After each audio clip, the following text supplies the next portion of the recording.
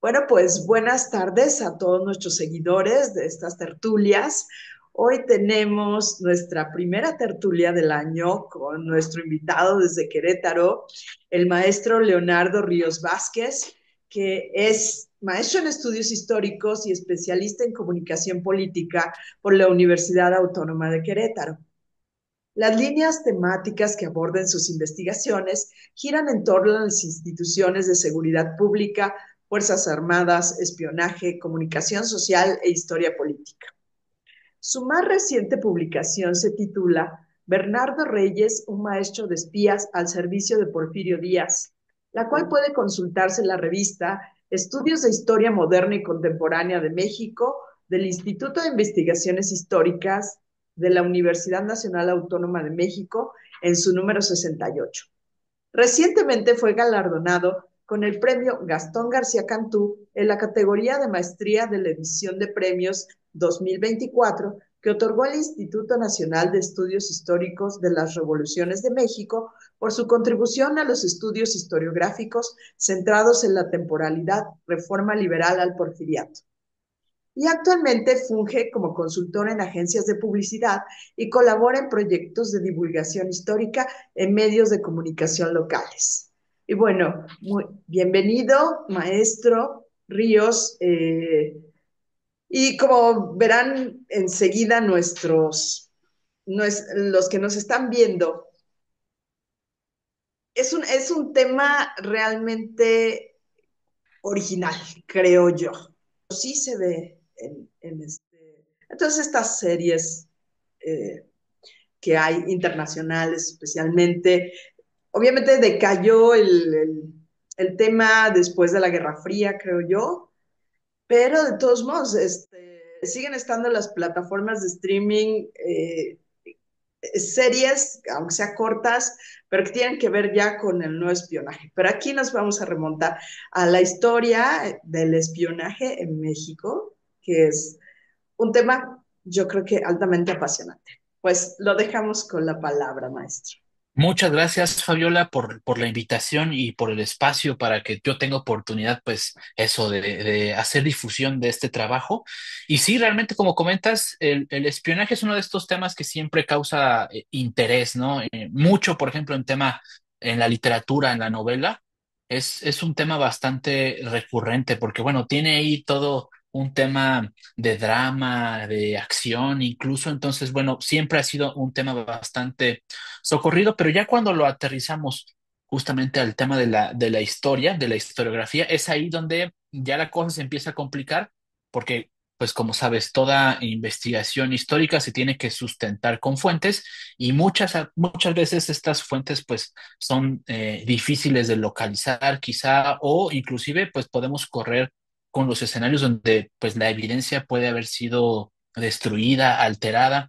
Entonces, realmente es que centrándonos en el porfiriato hay ríos de tinta sobre la temporalidad, pero realmente sobre el espionaje durante el periodo hay muy poquito y precisamente pues la valía de esta investigación es que es como aportar un primer pasito, ¿no? Para ir abriendo este tema que definitivamente pues falta muchísimo por estudiar, por investigar, por contrastar, por adentrarse más en archivos tanto a nivel nacional como a local. Entonces, da para, digamos, entretenerse un buen rato para investigar sobre estas temáticas del espionaje. Entonces, si gustas, Fabiola, quiero compartirles aquí una presentación que tengo preparada al respecto para irles explicando un poquito de qué va esta investigación. Perfecto, pues la investigación lleva por nombre el sistema de espionaje porfirista en la frontera norte y el Bajío, compuesto de los años 1877 a 1892. Es decir, son los primeros 15 años de este periodo que conocemos como porfiriato. Es este periodo donde el general Porfirio Díaz, pues es prácticamente quien tiene las riendas políticas del país y es la principal figura de poder. Eh, está en esta temporalidad porque justo el porfiriato son casi un poco más de 30 años, ¿no? Entonces, quisimos primero centrarlo, acotarlo en los primeros 15 años para que por ahí igual nos fuera, digamos, dando algunas luces para lo que posterior fue. Normalmente, mm, cuando pensamos justo en temas de espionaje, bien lo decías, la historia del espionaje está íntimamente ligada a la historia de la humanidad. Se dice ahí que, por ejemplo, las evidencias más remotas sobre el espionaje, pues están incluso en textos bíblicos, ¿no? Donde Moisés manda ahí a unos espías a Jericó y demás. Y realmente es que es parte de la naturaleza de la interacción social de la humanidad. Y hablando y centrándolo directamente en política, en esta estructura del Estado-nación, pues realmente el Estado usa y siempre ha usado, yo creo que no ha habido ningún Estado que no utilice el espionaje como una forma de sustentar su supervivencia. Es parte de las acciones, digamos, casi naturales que cualquier Estado, sea de izquierda, derecha, centro, en cualquiera de sus múltiples variantes, un Estado forzosamente tiene que echar mano de este recurso para garantizar su supervivencia. Entonces, pensando justo en el Estado porfirista, la primera inquietud o la pregunta rectora era decir, pues, ¿cómo y a través de quiénes el gobierno porfirista hizo espionaje para vigilar a sus enemigos? Y normalmente cuando nos hacemos esta pregunta, lo primero que viene a nuestro imaginario son estos amigos de aquí, de la policía rural. Es decir, la policía rural es este imaginario colectivo donde todos asociamos, o en su mayoría, que eran este órgano súper represor del Estado, que eran los ojos y oídos de Porfirio Díaz. Y es como, digamos, un concepto en que se los tiene, digamos, catalogados a la policía rural. Pero bueno, ya desde hace unos años ha habido bastantes investigaciones sobre este cuerpo y se ha desmitificado un poco, ¿no? Su posición. Por ejemplo, afirmar que eran los ojos y oídos del gobierno porfirista es quizá un poco aventurado porque de entrada, quienes han investigado al organismo, pues dicen, creo que lo máximo que tenían de elementos eran 3,000. Y para las dimensiones del país que es México, y más en el México decimonónico, pues tener a 3,000 personas que puedan recabar información por todos lados, pues era bastante complicado. Ahora, el cuerpo muchas veces tenía ahí problemáticas de alcoholismo, se daban muchas veces de baja. Entonces, es decir, asociar a la policía rural como el ente del espionaje en el porfiriato ya ha quedado un poco atrás gracias a las investigaciones historiográficas que han ido abonando a este tema. Y ahora, si nos pasamos a pensar ya directamente sobre la historiografía del espionaje mexicano, hay muy buenas investigaciones que se han también desarrollado a lo largo de estos últimos años, pero casi todos en su mayoría están centrados en lo que sucedió en siglo XX. Todos seguramente conoceremos referencias como por ejemplo La Charola de Sergio Aguayo Quesada y algunas otras más recientes de hace años más recientes sobre Enemigos fueron todos de César Valdés o una recopilación de Otto Cáceres y Lucía Jasso sobre los servicios de inteligencia. Casi en todos se centra en siglo XX y solo se hacen por ahí unas menciones de lo que sucedía en el Porfiriato, que realmente no hay información muy certera al respecto o realmente no hay mucha referencia directa en la historiografía del espionaje mexicano. Entonces, bueno, por ahí fue el primer reto de decir, realmente es que una investigación que esté totalmente centrada en lo que sucedió en el México decimonónico durante el gobierno porfirista, realmente no hay un antecedente directo que nos pueda ahí dar las pistas. Entonces, bueno, ahí fue donde esta investigación también tomó mucho valor, porque, bueno, sí, vamos a abonar, a ahondar sobre un tema que todavía está ahí, digamos, todavía mucho por descubrir. En función de eso, pues bueno, en la revisión de las fuentes secundarias y demás, por ahí fueron saliendo pequeñas pistas, pequeñas premisas que fueron ayudando para delimitar la investigación. Y dentro de esas primeras premisas, la más importante y la que le dio motivación a que realmente la hipótesis de la investigación podría tener sentido, fue un documento que se localizó en el archivo del general Bernardo Reyes de la Capilla Alfonsina.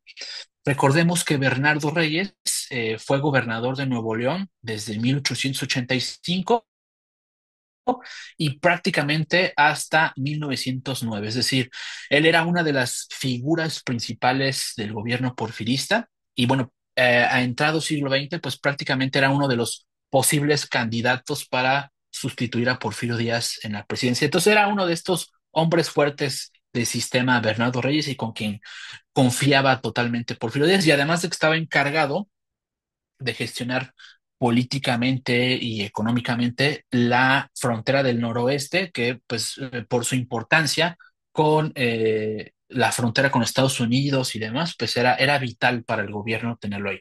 Este documento es de 1892, de 1891, perdón, y es una carta así sin mayor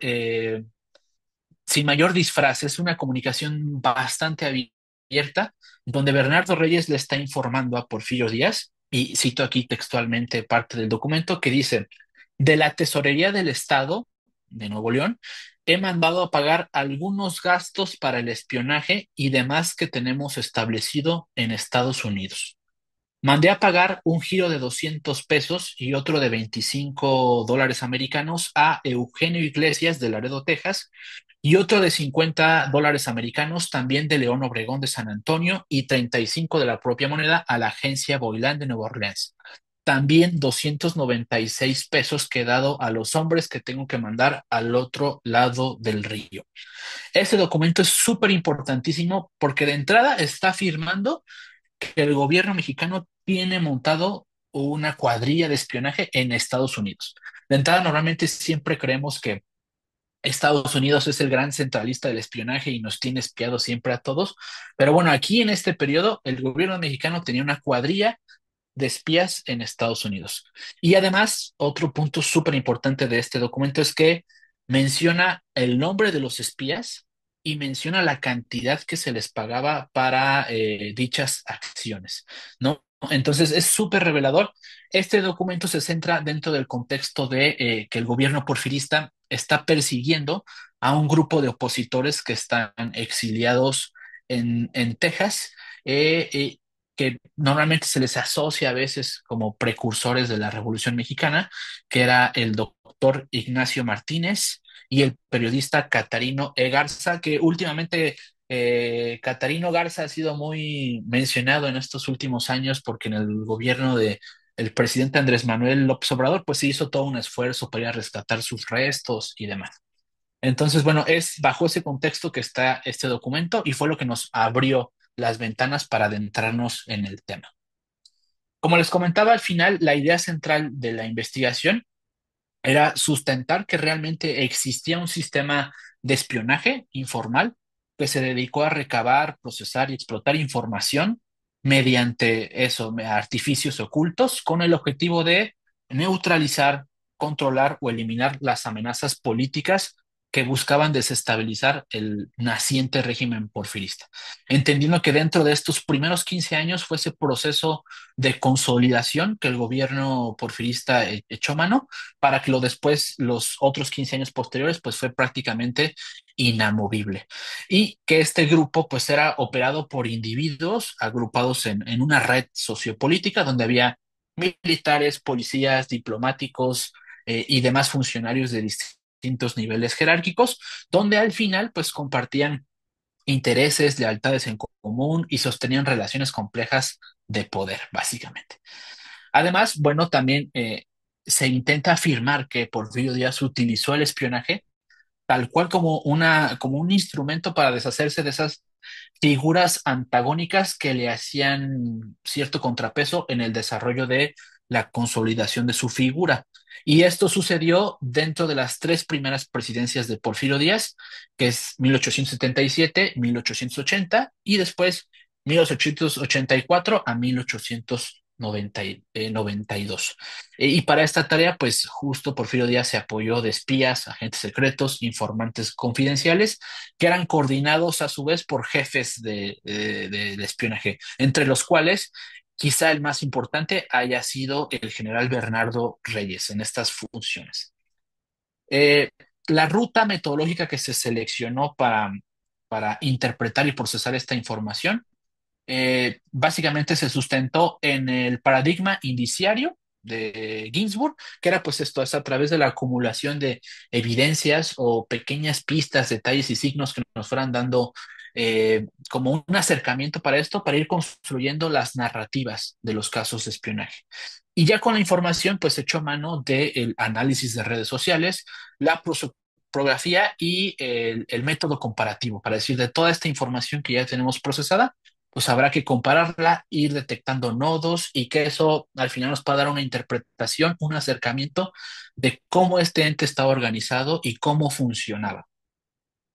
Y bueno, también parte de este enfoque estaba centrado en una investigación de unos académicos argentinos que han denominado de ver el Estado con rostro humano, es decir, no ver al Estado como si fuera un ente individual, sino es decir, el Estado al final está integrado por hombres y mujeres con identidad propia y que dentro de ese entramado de instituciones y demás es lo que le da vida, digamos, a ese Estado. Entonces, asumir que el Estado es un ente individual, podemos caer en decir, pues no visibilizamos a las personas con nombre y apellido que realmente estaban ahí metidos en este asunto. Entonces, también parte de los objetivos era decir, descubrir con nombre y apellido quiénes formaban parte de este entramado de espionaje para el porfiriato.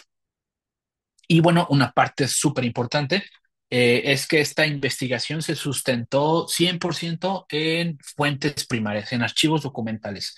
El más importante de ellos fue la colección Porfirio Díaz de la Universidad Iberoamericana y el archivo del general Bernardo Reyes, que está eh, físico, digamos, en la Capilla Alfonsina, pero el Centro de Estudios de Historia de México, pues ha hecho también un bastante esfuerzo para tener digitalizado este archivo. Entonces, esos fueron los dos, digamos, de mayor valor donde se extrajo información y se complementó con otros.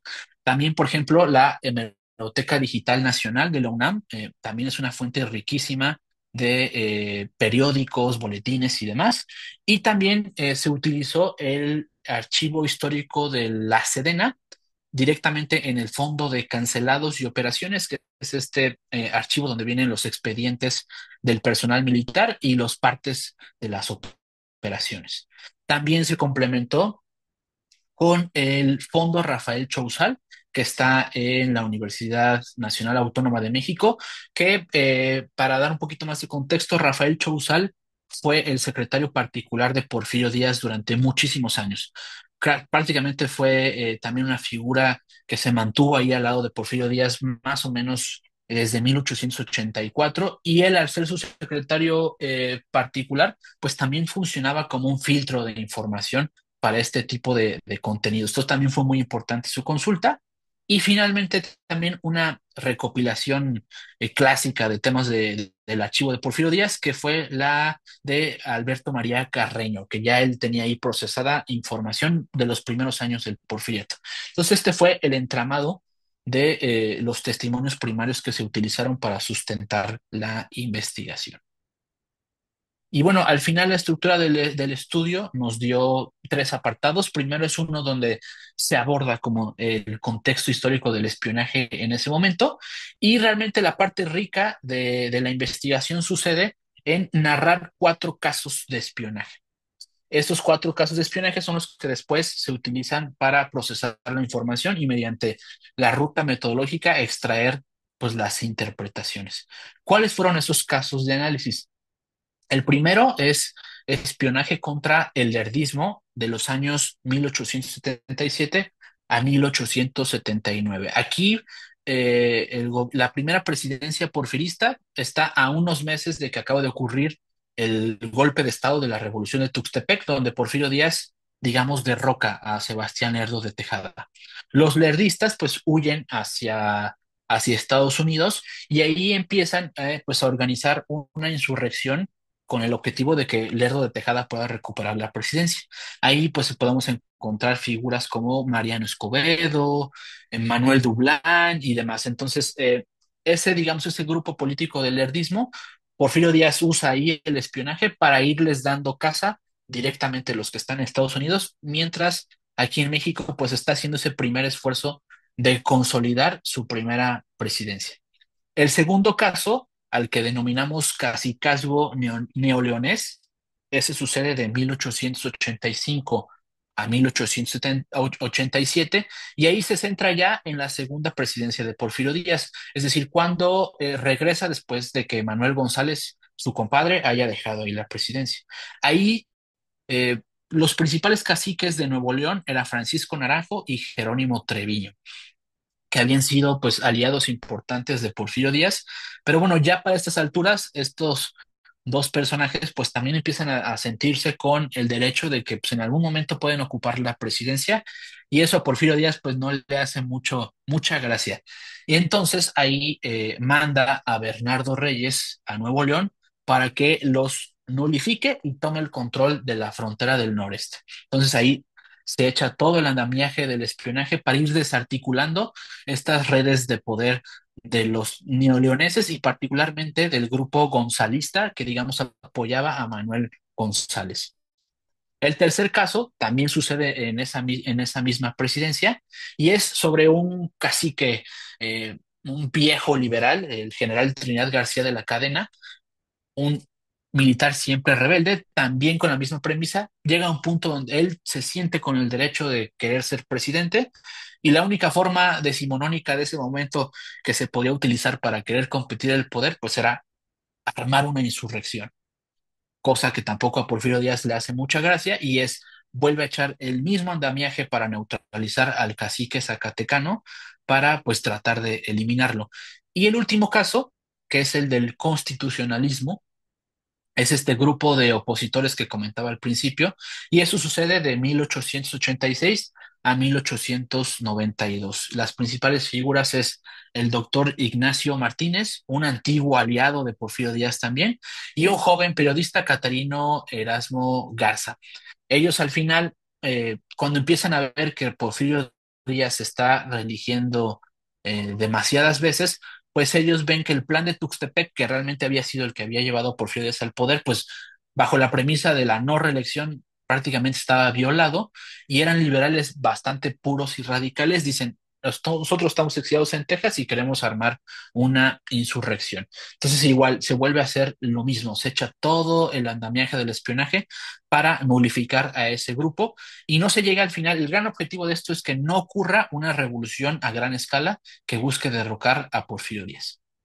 Aquí traigo alguna información reveladora e interesante de cada uno de los casos, nada más como una mención muy breve, que fueron de estas pistas que nos dieron decir, wow, este tema pues sí está bastante rico en evidencia. Respecto al primer caso, hay una carta bastante interesante del general Joaquín Verástegui, un lerdista que está ahí al lado de Mariano Escobedo, y le escribe a Porfirio Díaz, donde le dice, en resumen, en síntesis: ya me cansé de estar con los lerdistas, no me toman en cuenta, me ofrezco a ti como agente secreto.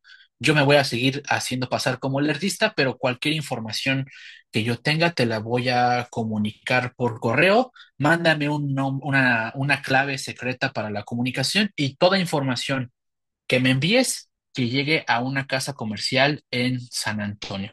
Entonces aquí prácticamente estamos hablando de literal un agente prácticamente doble secreto al servicio de Porfirio Díaz, que está en el seno del lerdismo y le proporciona información que le ayuda al ejército federal pues a adelantarse donde van a hacer los ataques. Cuando los lerdistas quieren hacer alguna sorpresa, pues se dan cuenta que ya estaban preparados los porfiristas, y pues no les sale bien la cosa.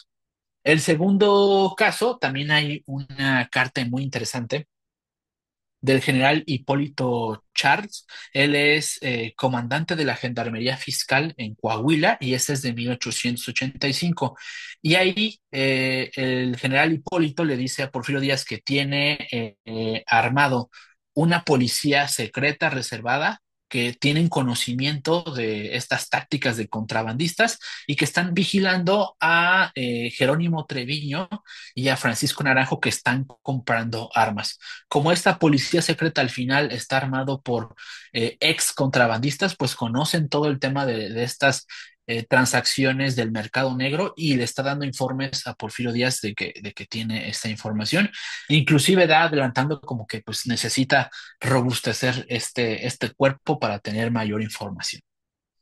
En el tercer caso, cuando se está persiguiendo a García de la Cadena, también sucede una comunicación bastante interesante. Esta ya es de 1886 y es una comunicación entre compadres. El general Manuel González le informa a Porfirio Díaz en esta persecución sobre García de la Cadena, le dice, Porfirio Díaz le pregunta si ha visto a Trinidad García de la Cadena porque hay un rumor de que por tren está llegando a Silao. Y Manuel González, con bastante firmeza, le dice, eso es imposible porque yo en todas las estaciones de tren de Guanajuato, él siendo gobernador de esa entidad, tengo un servicio de vigilancia secreta, desde policías que están vestidos de civiles, no hay forma de que se puedan identificar y no se les pudo haber pasado persona tan conocida.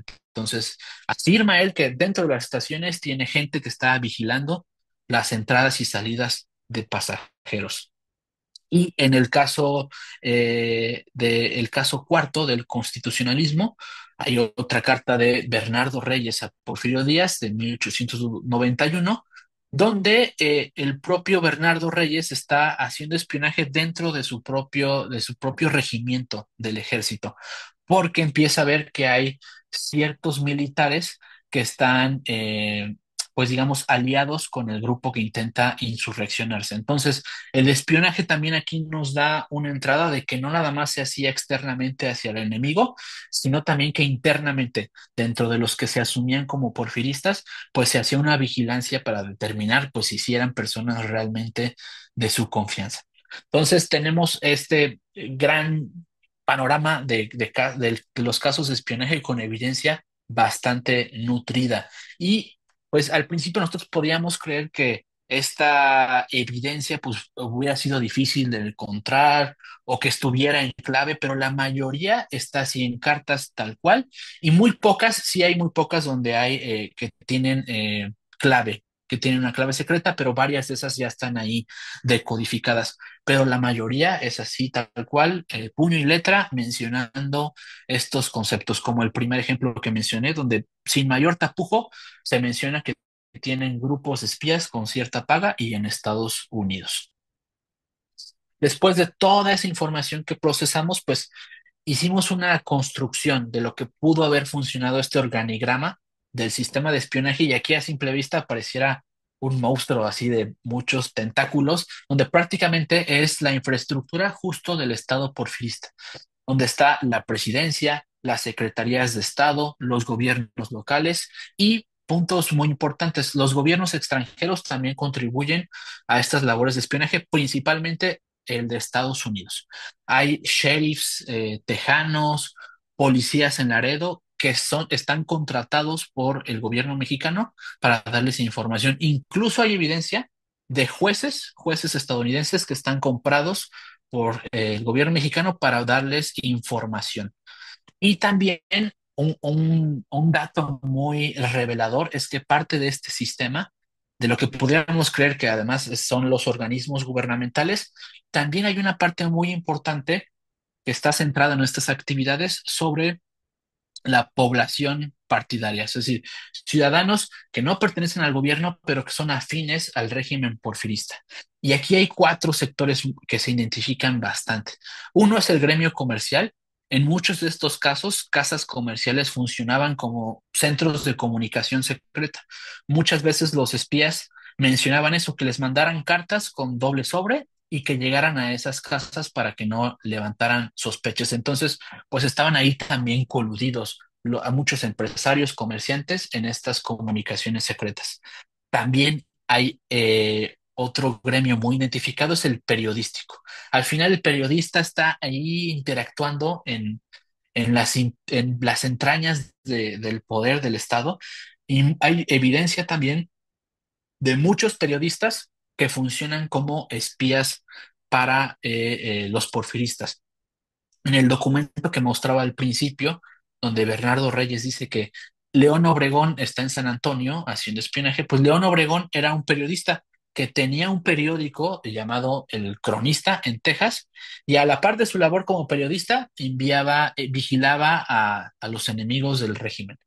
También inclusive hay evidencia de Reyes Espíndola, este director de El Universal en la época del Porfiriato, donde está dándole información que ha recabado sus reporteros y demás a Rafael Chouzal, el secretario particular de Porfirio. Entonces el periodista está ahí muy activo en estas cuestiones del espionaje y, cosa quizá bastante no extraña, lo que podríamos llamar crimen organizado de esa época, es decir, contrabandistas, gavilleros, asaltantes, bandoleros. Este grupo social de criminales está también inserta en el sistema de espionaje.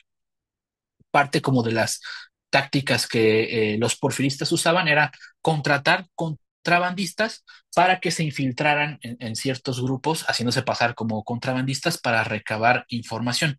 Y además de que intuían que normalmente los criminales tenían un mayor conocimiento del terreno, tenían también armadas sus propias redes de apoyo, entonces incluso los daban de alta al ejército a estos personajes como para darles cierta protección a los criminales para que pudieran efectuar ahí. O sea, ellos se hacían pasar por contrabandistas, pero digamos en la nómina estaban inscritos a un cuerpo del ejército y era bastante común.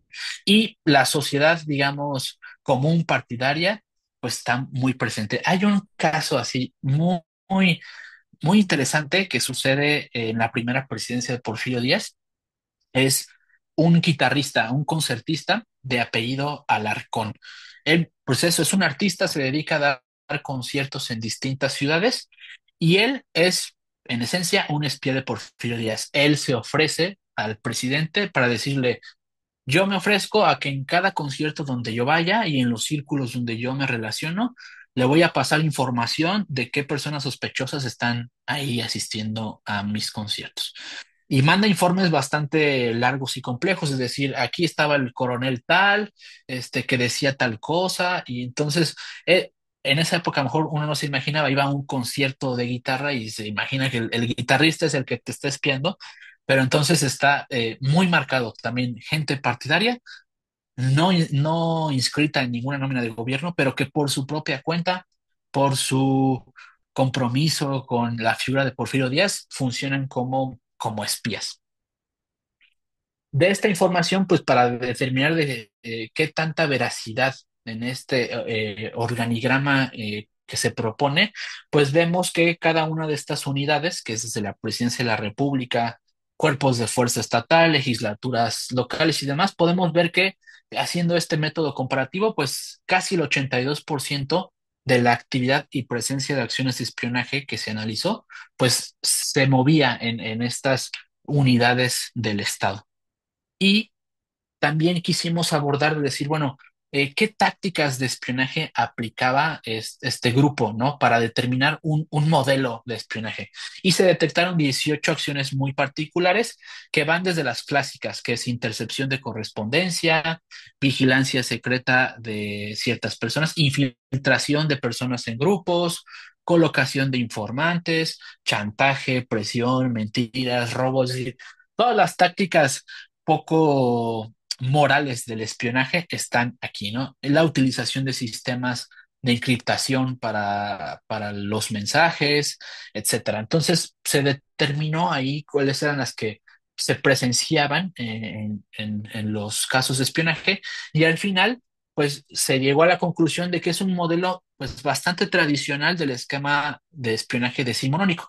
No es tampoco que hayan hecho algo fuera de lo normal o que hayan descubierto el hilo negro, pero funcionaban como tradicionalmente se hacía el espionaje en siglo XIX. Digamos, aquí todavía no hay mucha tecnología más que los sistemas de encriptación y es mucho recurso humano. Incluso hay un caso donde Bernardo Reyes contrata a un ferrocarrilero ahí por 1891-92 porque Porfirio Díaz manda a espiar a un nieto de Iturbide, porque dice, este está en Estados Unidos, me da la impresión de que a lo mejor él está metiendo dinero a los opositores que está viendo ahí.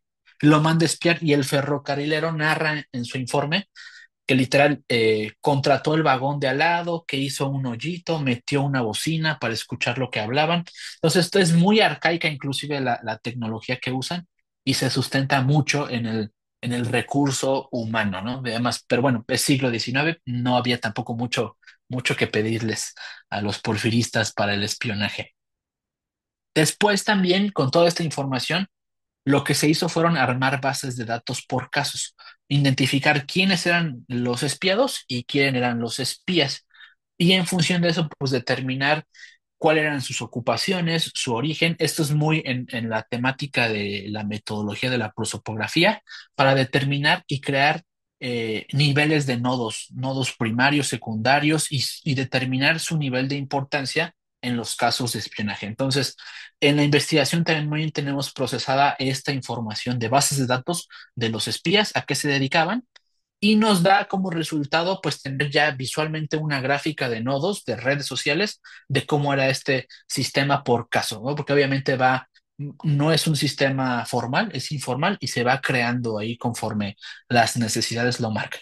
Y como mencionaba también al principio, pues la intención es que les pongamos nombre y rostro a estos encargados del espionaje y que podamos ver cómo interactuaban entre ellos.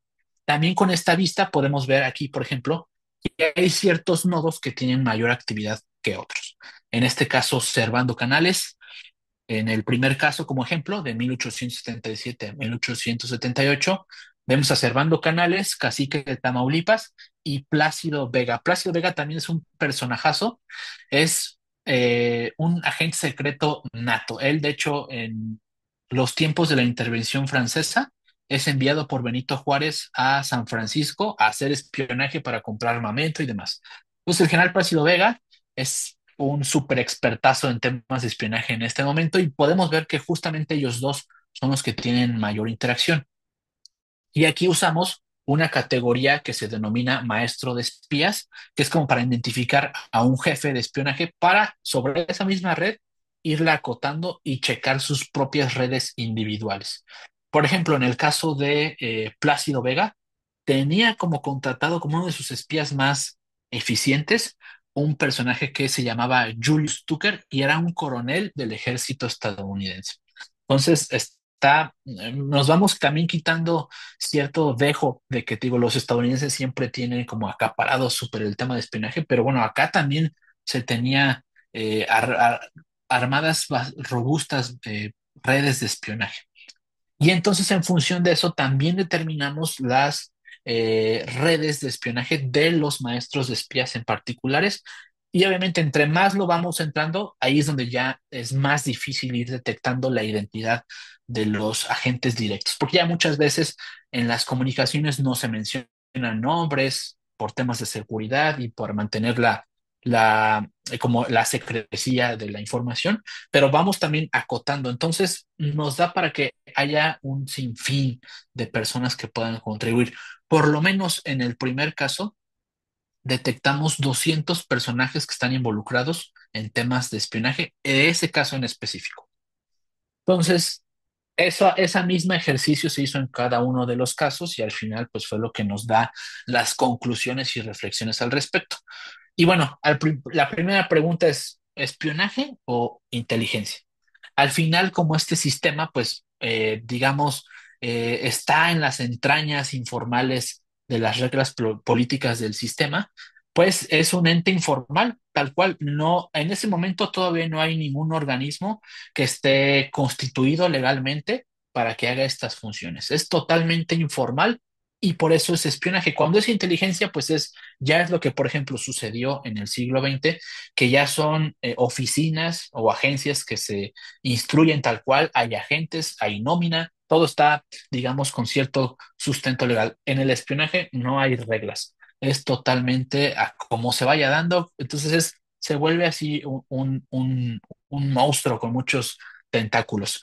Y no importa si son organismos públicos, privados, es decir, ahí cabe de todo.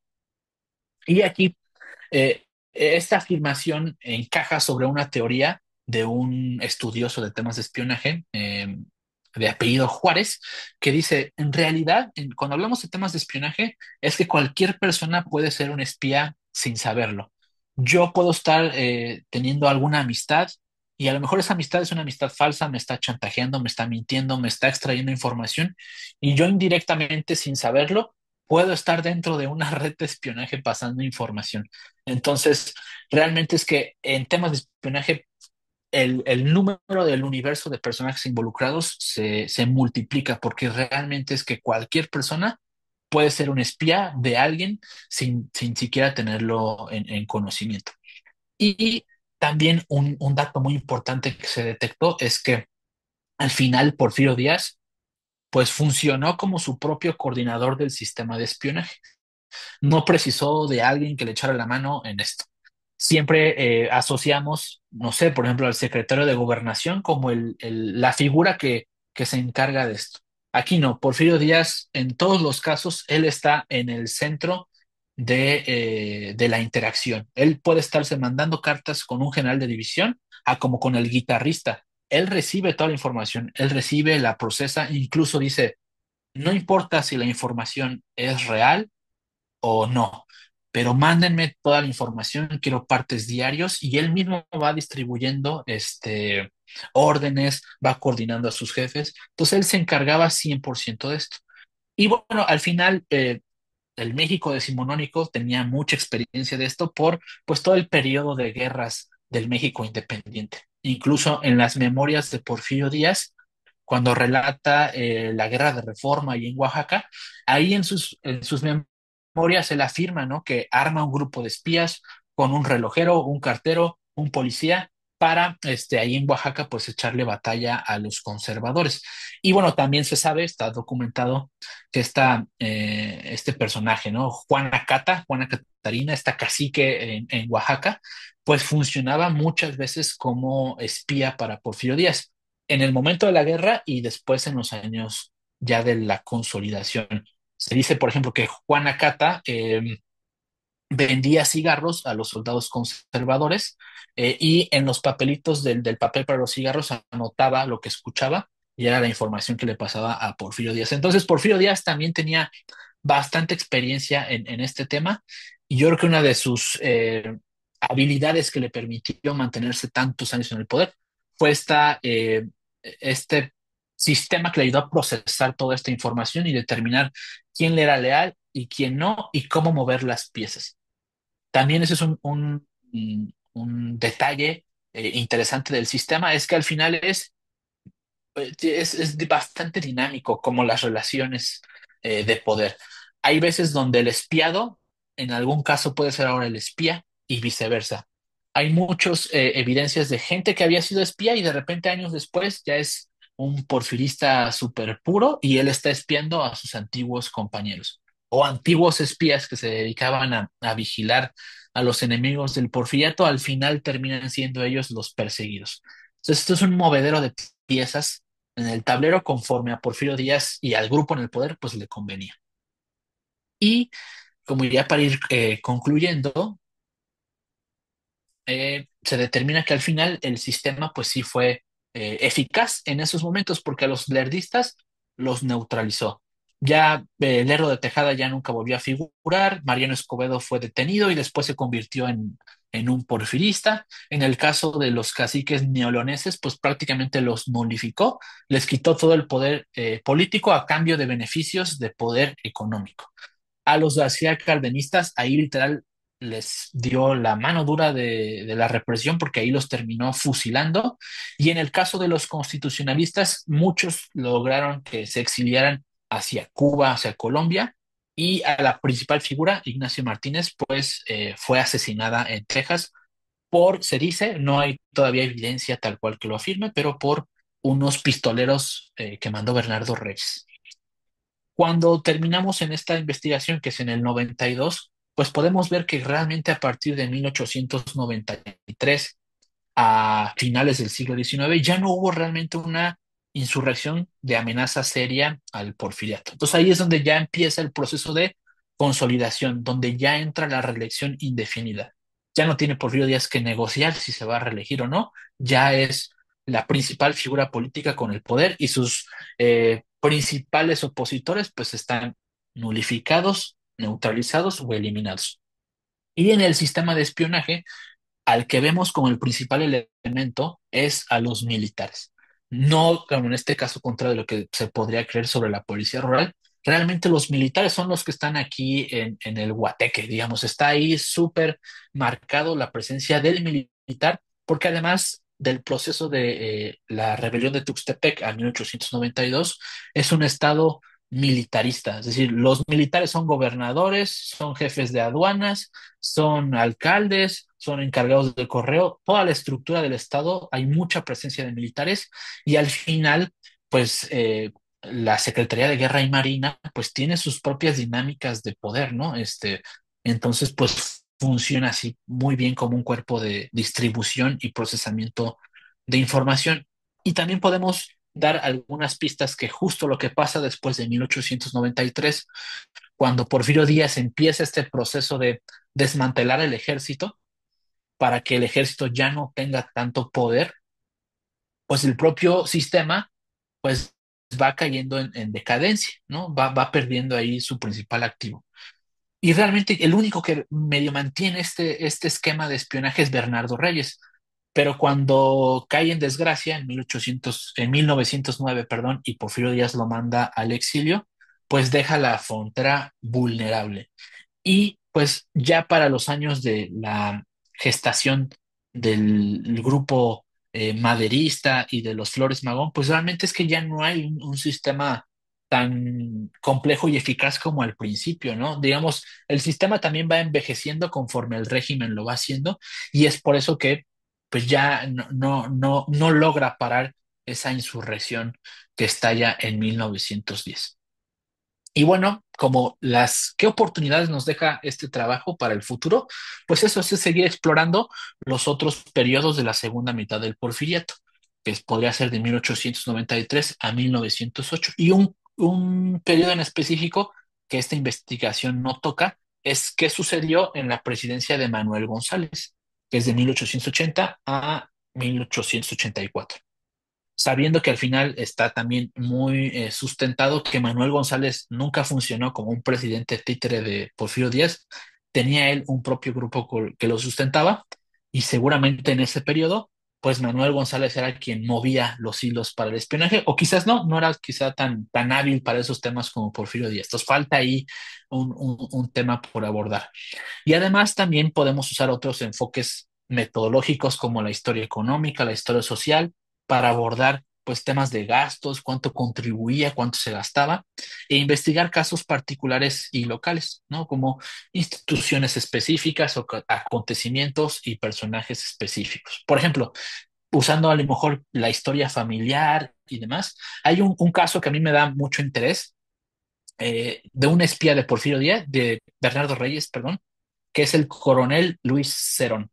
Y es un queretano. Entonces se mueve entre Querétaro, Monterrey, y entonces abordar su historia a él desde el plano ya familiar, pues también digamos, da pauta a buscar otras cosas, ¿no? Sobre ya la vida en común, la vida cultural, la vida social de estos personajes. Y pues les agradezco mucho su atención y su tiempo de escuchar lo que tiene por aportar esta investigación y pues abierto a cualquier comentario que tengan. La tesis la pueden consultar directamente en el repositorio de la Universidad Autónoma de Querétaro. Está totalmente disponible para que la puedan consultar y pues prácticamente los casos de espionaje es como si estuvieran leyendo una novela. Entonces se van a entretener un buen rato. Ay, pues qué maravilla. Este, se me hizo este tema como después de haber leído La Guerra Secreta en México de Friedrich Katz, ¿no? Que también uno, cuando estudia historia, o sea, te vas dando cuenta de todo lo que hay tras bambalinas, de lo que Ujú. pasa en México y en el mundo, ¿no? Ahorita me recordabas o me hacías preguntar, por ejemplo, cuando González Ortega eh, está en este pleito con Benito Ujú. Juárez, precisamente porque él dice, bueno, yo ya voy a ser el próximo presidente de la Suprema Corte y a mí me toca ser presidente de la República. Y Benito Juárez dice, no, porque ya vienen los franceses, ¿no? Ya están aquí los franceses y hasta que no nos quitemos de encima los franceses, no hay elecciones. Entonces lo deja con un palmo de narices a González Ortega y él se va a Nueva York. Y seguramente, por lo que acabas de comentar, traía sus espías detrás, ¿no? En la Biblioteca Nacional de México, en el fondo reservado, está una serie de cartas de Margarita Maza de Juárez, que si Ok. lo vemos desde esta perspectiva, Ujú. ella le está informando qué están haciendo las personas a su alrededor. Obviamente también le cuenta de sus hijos, de que se enferman, que si salen, Ajá. pero es súper interesante este sesgo de las cartas que obviamente las otras personas van a ver del lado a lo mejor maternal, del lado a lo mejor de esposa, pero no de informante. O sea, Claro, como así es. mencionabas, cualquiera puede ser un espía sin quererlo. Ujú. Sí, se me hizo súper interesante. También yo creo que todavía le falta en esta parte todo relaciones exteriores o lo que se pudiera rescatar de ahí. En Así es, Adavi, sí. ajá, tenemos, a lo mejor después te viene algo a la mente, una publicación sobre un catálogo de filibusteros en México a principios del siglo 19 y que se terminan prácticamente con Rousset.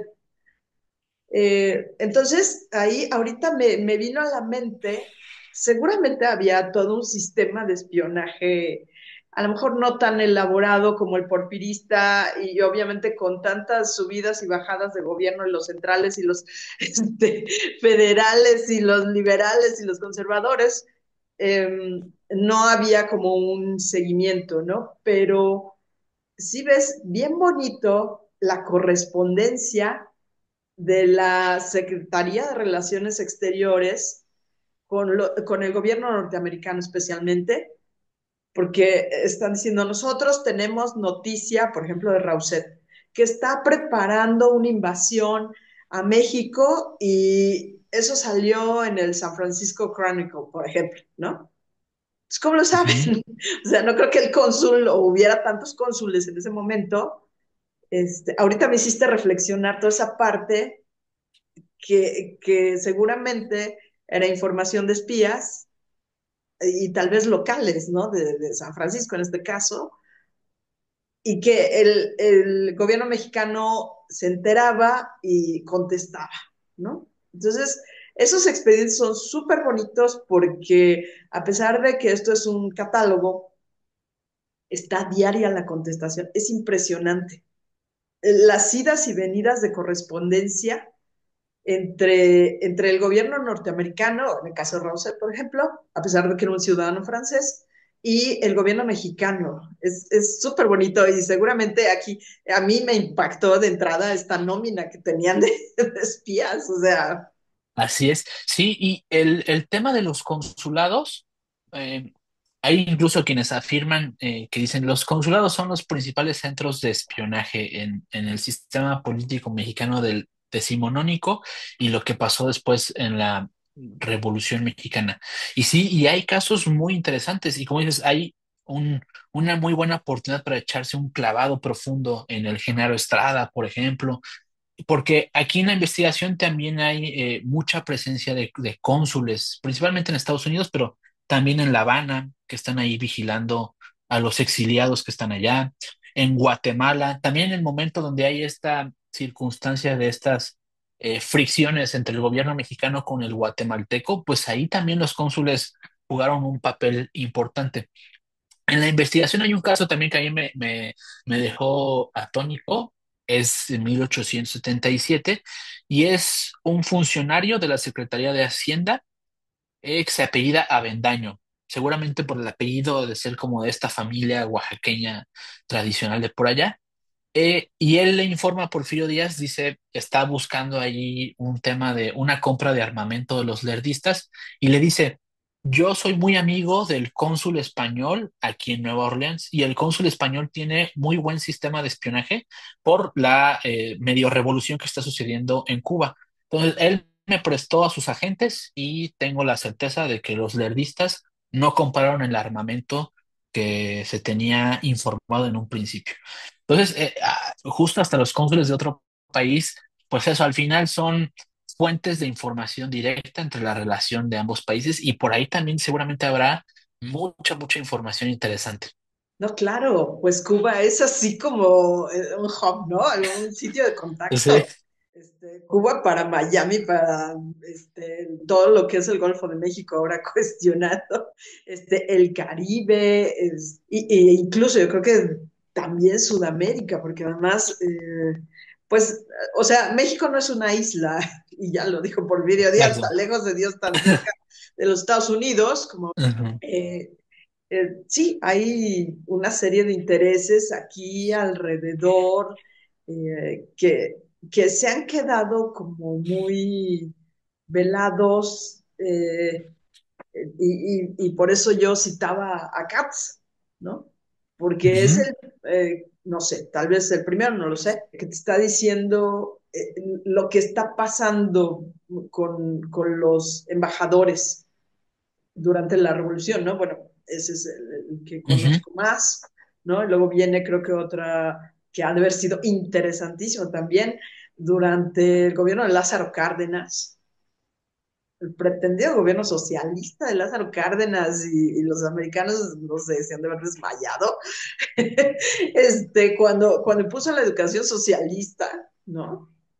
Además de todos los Sí, desmayos de México, ¿no? sí, y al final también se deja en evidencia pues las redes sociopolíticas de cada personaje, porque hasta el alcalde del pueblito, pues que con el campesino, con el ferrocarrilero, van armando ahí justo redes de información donde se va procesando esta información. Y digo, ya para ese caso, ya son los primeros esfuerzos de decir, vamos a crear una oficina tal cual que se dedique, ¿no? Creo que la primera, si no mal recuerdo, es la sección primera de la Secretaría de Gobernación en el gobierno de Carranza y ahí es como el esfuerzo de decir, bueno, vamos a profesionalizarlo, tenerlo en un organismo constituido, pero es que la cultura política del México decimonónico a los principios del siglo XX está marcado por el espionaje. Y bueno, y después lo que sucede ya en nuestra historia contemporánea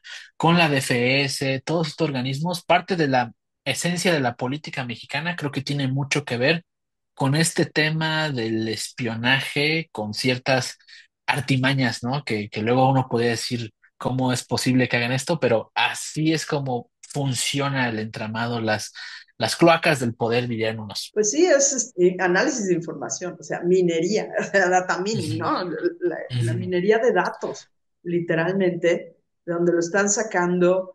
Lo bueno es que tú identificaste, por ejemplo, todas estas, la encriptación, ¿no? De cómo se puede resolver toda esa codificación que no fue tan, digamos, elaborada como pudo haber sido ya durante la ujú. Segunda Guerra Mundial, por ejemplo, que es la más conocida, ¿no? Pero, por ejemplo, luego a mí, aquí en Adavi también tenemos en nuestro sitio web, para todos aquellos que nos ven, tenemos un sitio web, adavi.org.mx, y nos topamos con una noticia de que estaban restaurando un vestido de la época de la guerra civil en Estados Unidos. Y a la hora de restaurarlo se dan cuenta que entre el vestido venían hojas, venían páginas que seguramente iban Mm, dirigidas hacia alguien ajá, más, ¿no? Toda esta ajá. parte, ajá, de que no se imagina uno, de repente ahorita me saltó también así como la corregidora, cómo se descubre realmente la conspiración del cura, ¿no?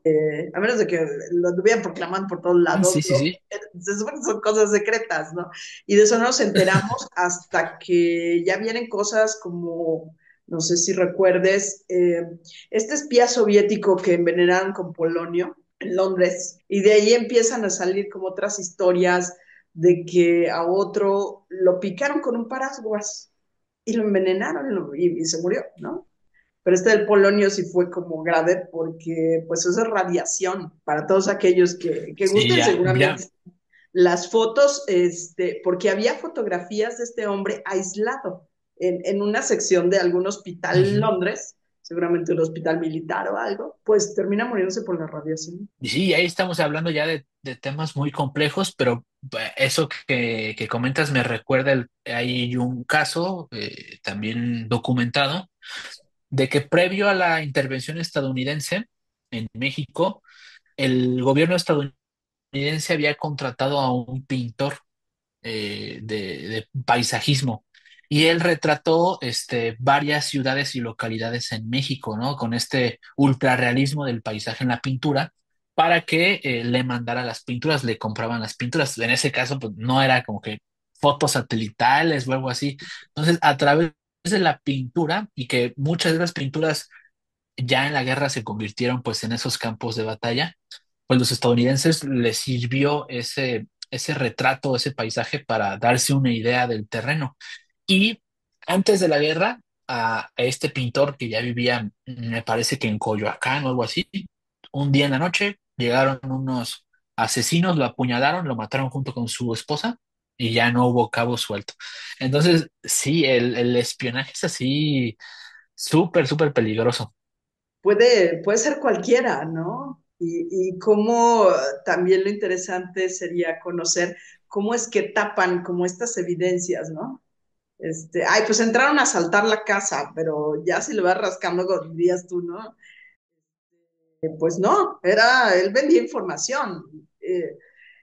También el caso de Humboldt, ¿no? Que Ah, ujú, no ujú. siendo espía, digamos, declarado, y seguramente me van a criticar muchísimo por esto, pero él, al describir la riqueza de México, en dónde, cómo y cuándo, pues le abre la puerta tanto a inversores como a invasores, que es el caso, otra vez lo cito porque de los filibusteros, pues los filibusteros están prácticamente en las costas mexicanas desde el día uno de la independencia. Entonces son unos problemas diplomáticos tremendos, tremendos. Hubo uno que era, no recuerdo ahorita si era ciudadano americano, pero la esposa sí era ciudadana americana y bueno, termina muerto en Tabasco. Entonces la esposa le reclama al gobierno mexicano el cadáver de su marido, que no se lo pueden entregar. Entonces es un problema diplomático por eso, tremendo, ¿no? A pesar de que el marido era el que estaba cometiendo el delito. Ya no digo cómo fue la circunstancia, para que adquieran el catálogo, esta idea, no, que vayan a las relaciones exteriores, ¿no? A consultar el expediente.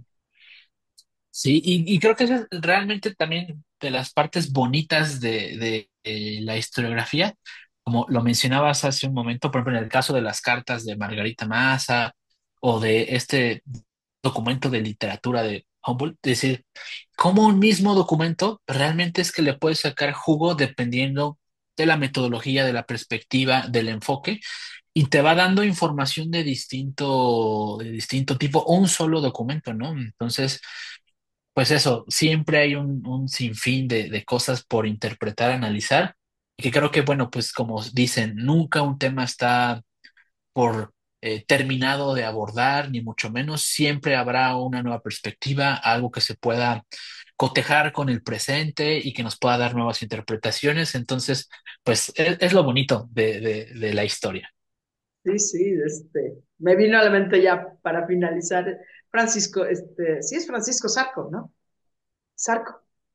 Ajá, sí. También están sus cartas en la Biblioteca Nacional, en el fondo reservado, por supuesto, y son interesantísimas porque él está en el momento en que se está terminando la guerra de secesión. Entonces, él está narrando para distintos periódicos de Latinoamérica, no nada más para México, y habría que ver si no fue espía también, pero no creo, pobre, porque se quejaba mucho de que no le pagaban, entonces que no le alcanzaba ni siquiera para la calefacción en Nueva York en invierno, ¿no? Eh, pero sí, está en el ojo del huracán americano. Hay un artículo, no recuerdo ahorita el nombre del autor, pero está en la revista de eh, estudios de historia moderna y contemporánea de México, y cuenta la historia de Juan Legarde, es un espía de Santana, y cómo trae el pleito con Zarco. Y entre ellos se van persiguiendo, se van escondiendo, y es literal una historia de película de dos espías dándose caza. Y sí, o sea, sí tenía ciertas funciones Zarco como informante, y literal lo estaba persiguiendo otro informante. Entonces ese artículo está súper interesante, súper entretenido. Y sí, como dices, es al final todo ese convulso del México decimonónico, pues cómo no iba a haber espías. Claro, sí, o sea, esto da para una revisión, ni siquiera una revisión, empezar a hacer las cosas, ¿no? Así como tú lo hiciste con Así esta es. etapa de Porfirio Díaz, ¿no? Cualquiera que vaya a hacer un estudio sobre espías o inteligencia en México te tiene que citar necesariamente, ¿no? Sí, a fuerzas, ¿no? Pero interesantísimo toda esta parte y ahora pues ya que tampoco se ve, pero el espionaje industrial también Ujú, ujú, es sí, otra parte muy velada, mucho más difícil de rastrear documentalmente, por supuesto. Seguramente en algún momento, tarde o temprano, aparecerá esa información. Bueno, maestro, pues así es, así es. todo un gusto haber escuchado esta ponencia y bueno, qué bueno porque se decidió. Bueno, la pregunta es, ¿por qué? ¿Por qué este tema? Pues fue principalmente por esa interrogante que ponía al principio, de decir, ves que era una pregunta genuina, decir, bueno, pues sabemos qué pasó en la Revolución, la sección primera, la DFS, pero bueno, ¿y el Porfiriato, qué pasó ahí? Y pues eran preguntas, o más bien respuestas como medio al aire, no, pues que los rurales, o la acordada, pero no había algo así como que muy amplio que pudiera uno decir, ah, ok, da una idea de cómo funcionaba. Entonces, realmente eso fue la motivante de decir, ¿cómo funcionaba eso en uno de los periodos pues más interesantes de la historia? Porque pues, es de los periodos más amplios, y creo, y que hay un montón de bibliografía al respecto, ¿no? Entonces, decir, bueno, ¿cómo sucedía? ¿Cómo estaba ese tema en ese periodo? Pero Realmente digamos, eso fue la motivación. ajá, pero tú ya traías atrás el gusanito del espionaje desde antes, ¿o no? Ah, sí, sí, sí, por las temáticas que manejo en los estudios sobre seguridad y demás. Entonces, de ahí surge como esta tendencia a analizar el tema en ese periodo. Y sí, justamente pues, fue básicamente por eso.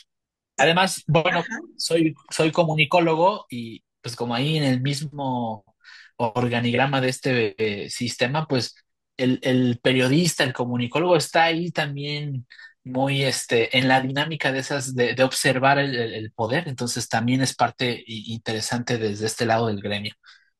Claro, sí, sí, sí, sí, o sea, son dos referentes como de cómo es que llega uno a estos temas, ¿no? Y además, Sí, sí, sí. seguramente ahorita ya, siempre ha habido en la televisión, ¿no?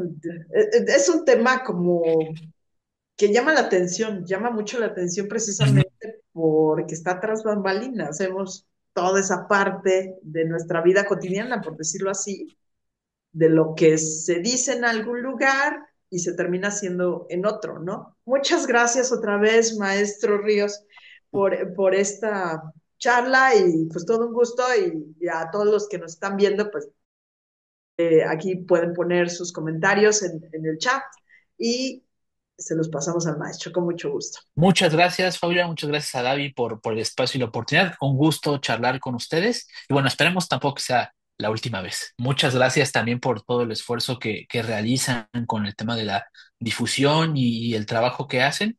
Y pues nada, muy agradecido.